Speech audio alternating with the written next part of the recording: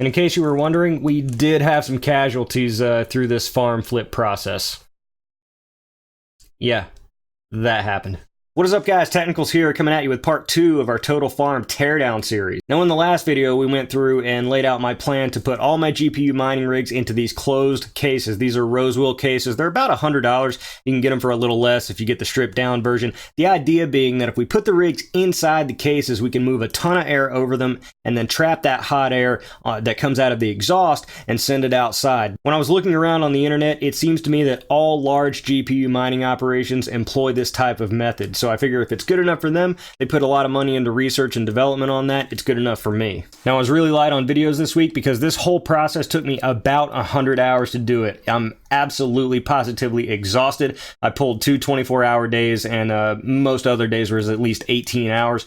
I'm not sure if I'm still married at this point, and I'm not sure if my name's still Billy. But anyway, we're going to get into what I did. Stupid. So real quick, I'm going to take you through every phase my farm's been through in terms of layout, what the performance was like during that time, and then we're going to get to the big reveal. On the technicals, let's get into it. The technicals.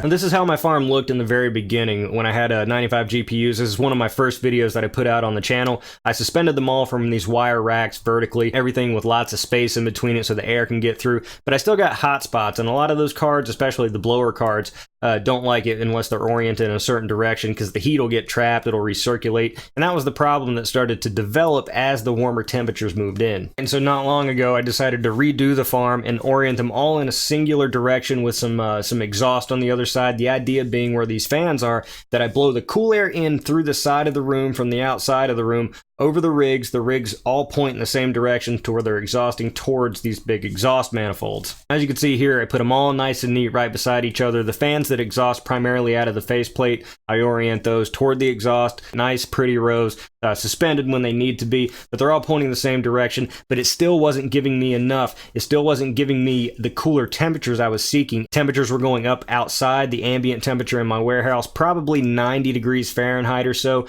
and so that's taking in 90 degree Fahrenheit air, which is significantly cooler than the cores of the GPUs, but it wasn't exhausting it fast enough, and so it started to recirculate that air, and the temperature started to climb. And so in the video last week, I outlined that I was going to put everything into these server cases and start exhausting the air right out of the back, trapping it in a small room, and then sending it outside through the exhausts, not allowing any of that hot air to escape back into the room so it couldn't recirculate. For the past week, I've just been completely 100% on reorganizing the farm, getting everything in place, because that's a lot of downtime and that's a lot of missed money. And as you can see here, my office was just completely destroyed with parts laying everywhere. It was really a mess. It's still a mess. Now, I've done enough of these server chassis. I've actually got my time down to strip one down to about maybe 5 minutes or so. A lot of people have been telling me that I should buy pre-made server chassis that are set up to accept GPUs out of the beginning. I'll put a link right here, a picture right here of one that someone sent me. This is essentially the same case. All they did was put in some bars or something like that to where you can just plop GPUs right in it, but they're charging a $50 premium on it. I'm telling you, it's not hard to make these ready to accept GPUs. I'm going to take you through real quick how I set up the chassis to accept the rig. So first thing you want to do, obviously, is just take off all the screws from the outside. That's going to loosen up everything on the inside, so once you pop the top, you can just take everything out. Take off the lid, take out the bars, take out that middle fan assembly, and in the front where the racks are for the hard drives or whatever's supposed to go in those, you just take out that entire assembly completely, take off the faceplate. All you're going to have left is those 2 back-mounted mini fans, the plate where the motherboard's mounted to, you're going to leave that in place. Also, another thing, when I was watching someone else's guide on how they set up their server chassis, they recommend putting in the IO shield and all that kind of stuff. I just think that's weird. I don't know why you would do that. That's just going to inhibit the airflow. You want the maximum amount of airflow moving out of the case, and putting in the IO shield, that's just taking up another few square inches of space that could be airflow going out. So right here, you see the little plates that block the bays in the back. I take all that stuff out, everything. I want the maximum amount of air moving out of the case. Go ahead and plop your motherboard into place. Next thing for the fans. Now, I bought these. These are Antminer fans, essentially. They're 200 CFM a piece. They pull about 2 amps a piece, so they are powerful fans. They're very powerful, they're very loud, and they move a ton of air. I put 2 of them in this case. I leave one of the stock fans in the middle. I found that I don't really need 3 of those Antminer fans, but I find that it's especially important to have a lot of airflow on the sides of the case. That's where the air tends to get stagnant a little bit. In the middle, not so much. All you need is that one small fan running just to keep that positive pressure in place. The cost on these is about $16, $17, so it is significant, but you need to move a lot of air through. And again, if you've only got a few rigs, this is really not the method for you. You really don't need to do this. If you've got maybe 4 or 5 rigs, go look up one of the guides where they put their rigs in a mining tent. That seems to work out well. So once the fans are in place, your next step is to put in the power supply. Now, little trick here, when you mount the power supply, it's going to leave you about a 1/2 inch of a gap between the side of the case and the power supply, both on the side and underneath. You're going to want to utilize that space to hide as much cable as possible. Once you plug your motherboard cable in, go ahead and take that excess, and see what I'm doing here is I'm threading it there towards the side of the case. When I take the CPU cord and plug that in,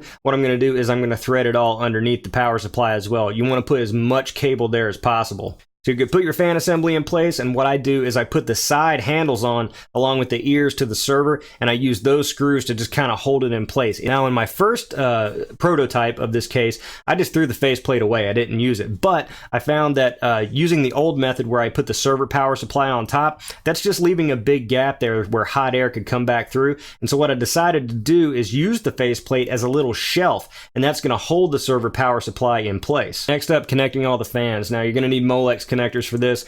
And again, to rant about Molex connectors, I just cannot believe how bad of quality Molex connectors still are. But for my Antminer fans, what I got were these. I got these on Amazon. You can get these like $5. It's a Molex to 4-pin fan connector. This one branches off into connections for 3 4-pin fans. You can get many different variants of this. I also highlighted in the last video an AC power adapter to Molex where you can plug it into a 110 power outlet and power your Molex devices through that. I like to connect all the fans first because all the stuff goes on top of it, and I want to kick on the power supply to make sure all the fans work. I know this is redneck engineering, but I secure the faceplate shelf in place with zip ties. Now I use 2 sets of zip ties in case one side fails. It's going to catch it, and it's not going to, everything's going to fall off. Lots of vape bricks.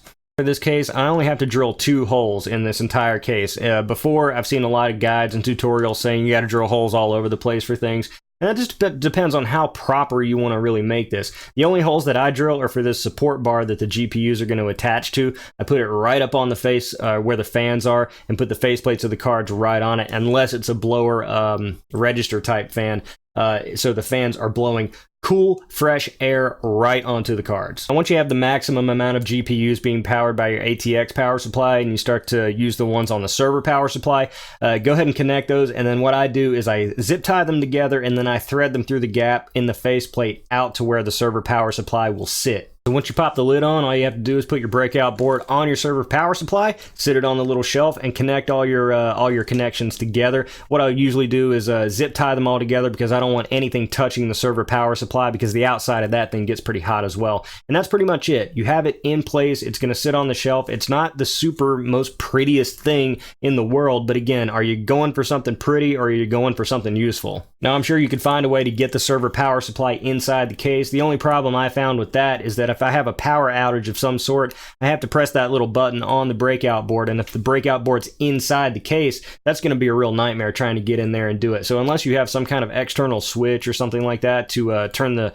server power supply back on, then I don't know that there's really any method to do that other than having it on the outside of the case. Now, if you're not using server power supplies and you're only using like a 1600 watt ATX or something like that, you can ignore this completely and just close up the faceplate. We did have some casualties through this process. Anytime now. That happened, for real. So on the flip side of the coin, taking a look here, these are Vega 56s that I put in the case. You'll notice that they're oriented the opposite direction because these reference style blower cards exhaust right out of the faceplate, and it doesn't make much sense to exhaust them right into the incoming air. So we flip them around, turn them to where they're blowing the same direction to keep them nice and cool. And so this is it, the big reveal, walking into the farm for the first time when it's been completely flipped. And as you can see, it takes up almost no room at all. Looking at these racks here, I'm just so impressed by the way it looks. Everything tightly packed into 2 42U server racks here. As you can see, the little shelves on the front for the server PSUs. It looks so clean and fresh, and I gotta tell you, the results are phenomenal. And we still have our fans over here. I'm probably going to end up taking these down and turning off that AC unit. I just want to make sure everything's square first, but the space over here very clear. I'll get some extension cords so I can not have those cords running just at knee level. I'll run them around the side. Going down the rows here, you can see that pretty much all of them are laid out the same way. There's some variation on fan placement and things like that, but pretty much all of them have a server power supply. With it just running inside the case. That one's a placeholder there to block up the air. 6U case there at the bottom. I was experimenting, and some of them have AC fans plugged in. You'll notice too that the brackets holding up the servers are not proper server brackets because they're like $40 a set. I just couldn't believe it. So I just bought these L brackets, these perforated metal brackets from Lowe's. It's about $20 for like a 6-foot length. It's pretty expensive, and you could probably get a cheaper alternative. But I just cut that up and then screwed it right in place. Works like a charm. It doesn't have to be perfect and neat and proper. Again, are you trying to build a setup and rigs that are trying to win a beauty contest, or are you trying to build something functional? For me, those perforated rods work just fine. Look here too, these are the Vegas. They have to run on Windows, so I have a little monitor set up running at 60 degrees. I believe the fans are about 50 or 60% on that. I have to zoom in on that. Now, here's the hot box. This is the box that traps all the hot air in. You can see I used the insulation board that we had used in so many other applications. We made the ceiling out of it. What this is doing is it's trapping in all that hot air and exhausting it to the outside, not letting any of it get back. So what I did is I went ahead and zip tied it to this rolling rack so I can have like a little door in case I need to get to the back to service it. I blocked in all the rest of it, and I actually punched holes into it for the Antminer exhausts and ran some 6-inch rigid / flexible duct tubing in there as well. So everything is exhausting into this hot box. Opening up the door to the hot box here, you can kind of see the basic setup that we've had the whole time with the ventilator fans in there. Going inside the hot box now, we're going to access the back of the rigs.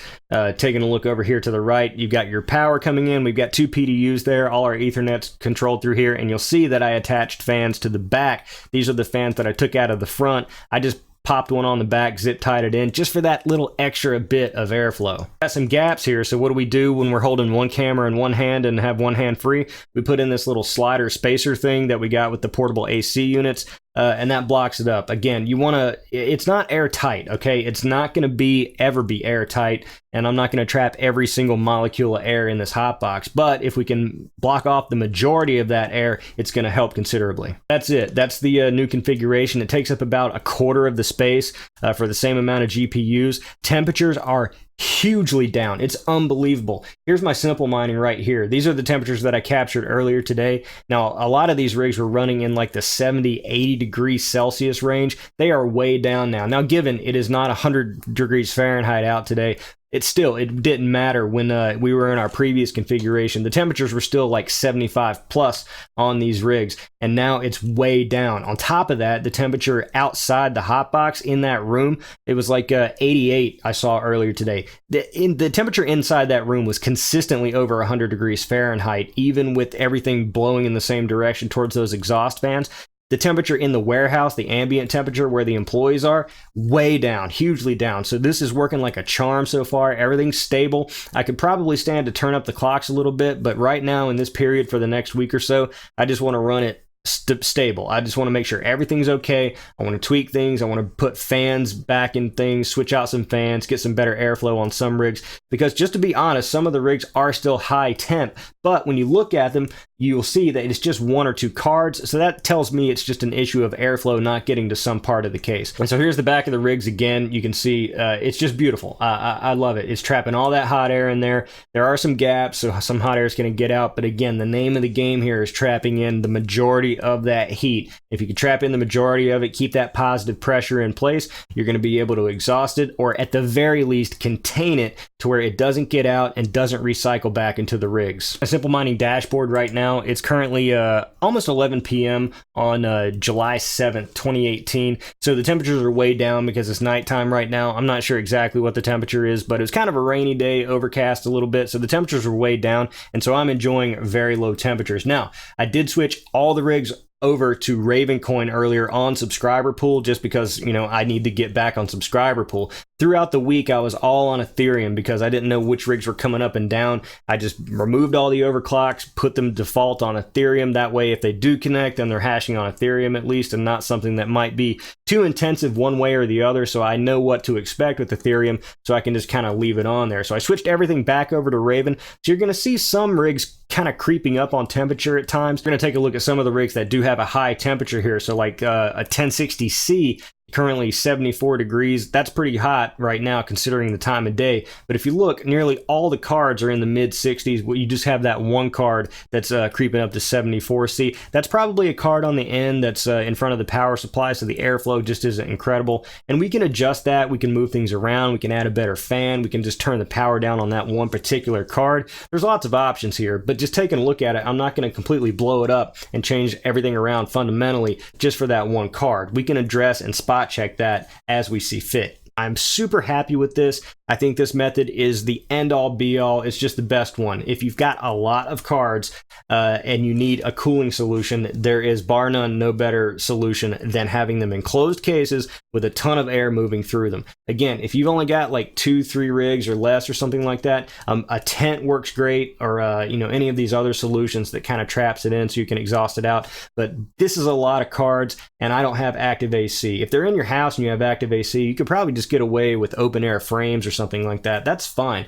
Me, I have none of that, and so I've got a lot of cards. I need to get that heat out, and I need to trap it and send it away. And this method, for me, in my situation, is working out great. So that's it, guys. That's the farm flip. This is like the third, fourth time that I've flipped the farm, and I'm happy to finally be at a position where I'm comfortable saying that this is it. I shouldn't have to do it anymore. The only real downside here is that it looks really boring. It looks impressive in the beginning because, to me, I've been looking at these rigs the whole time. It's all condensed down. It looks much more prim and proper. However, I'm making content for YouTube here, and when you see a lot of GPUs out in the open, that's interesting to look at. And so my only worry is that when I put out videos and people see that I have all this whole big farm, that they're just going to see server racks and they're going to be like, oh, that's great, but it doesn't look very cool. So links to everything we talked about are in the description below if you want to pick up some of those Rosewell cases or perhaps a server rack. If you've got any questions for me, let me know here, or even better, hit me up on the Discord. It's in this little bar right here, discord.thetechnicals.io, brings you straight into our Discord. Also, if you want to support small mining pools and a mining pool that's centric around YouTubers, check out Subscriber Pool. It's also in this little bar here. Link is in the description below. Head over there and mine. Our big coin right now is Raven Coin. And a neat little feature of Subscriber Pool is that you can put in the code for your favorite YouTuber and they'll get credit for it along the way. It's a neat little project that we're all working on. Myself, JMS Vlogs, Seth Estrada, and Brandon Coin currently involved. If you know a great YouTuber who might have interest in this, let them know or let us know and we'll reach out to them. I'm the Technicals. See you next time.